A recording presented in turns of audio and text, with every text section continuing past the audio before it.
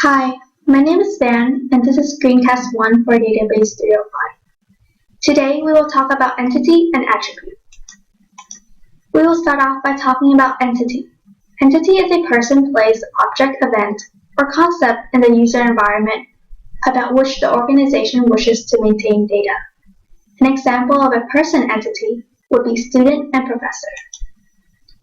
Entity type, a collection of entities that share common properties or characteristics. The novel Hunger Games, Harry Potter, and Aragon share the same entity type book. Entity instant. Entity instant is a single occurrence of an entity type. Harry Potter is an instant of a book. Van is an instant of a student. Weak entity. Depends on some other entity type. A weak entity will be presented by a double outline box. Like this example, section is a weak entity that depends on course. Attributes. Attribute is property or characteristic of an entity or relationship type that is of interest to the organization. For example, ID number, name, and last name would be attribute. There are different types of attribute. Required attribute is an attribute that must have a value for every entity. In this case, it will be first name, last name, and day of birth.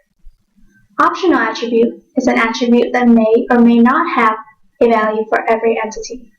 Not everyone has a middle name, so this would be optional. Composite attribute is an attribute that has a meaningful component parts. The attribute address can be broken down to subtype attribute of street and state. Multi-value attribute is an attribute that may take on more than one value for a given entity.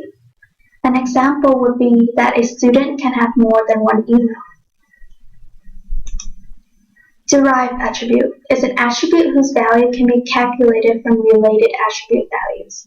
For my day of birth, we can calculate the derived attribute of age. And this concludes the screencast. Thank you for watching.